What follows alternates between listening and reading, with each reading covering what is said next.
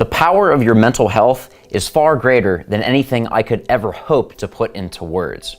Mental health includes your emotional, psychological, and social well-being.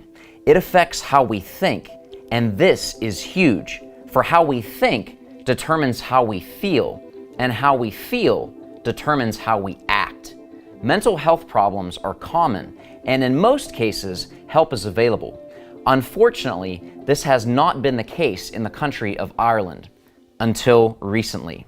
I was so honored to be a part of the country's first ever mental health symposium, In Between Two Minds, a conference on mental health hosted by the University College Cork School of Pharmacy in Cork, Ireland.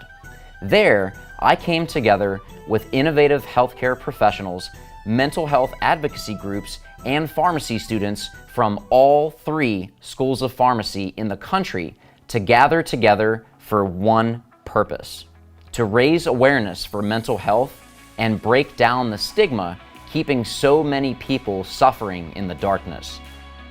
How we move our body actually affects our mindset, and how our mindset is set can really affect our actions. What we do with our actions can affect how we feel and other decisions that we make.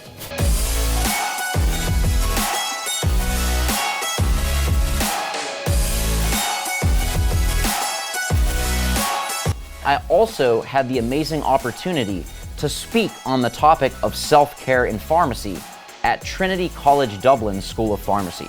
Here, I spoke alongside the president of the Irish Pharmacist Union, pharmacists and pharmacy students to provide practical strategies for pharmacy students on how to effectively manage stress so that they are not managed by it. These are the 3 keys that we're going to stress, the M&Ms. Just have a bag of those and you're fun, right? Adam told me so.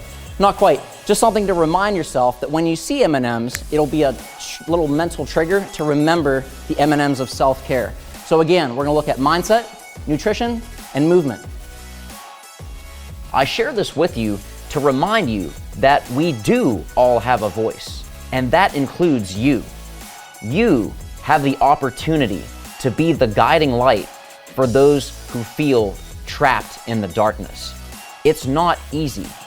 So many people are scared. They're trapped by fear and choose from that to keep their light hidden in a clay jar under the bed.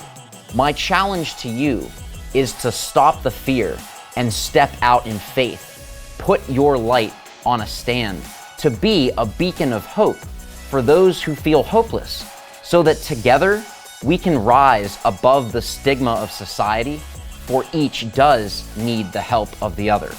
It all starts with you. So be great, and God bless the unique talent and voice you have been blessed with. Use it to dispense your full potential.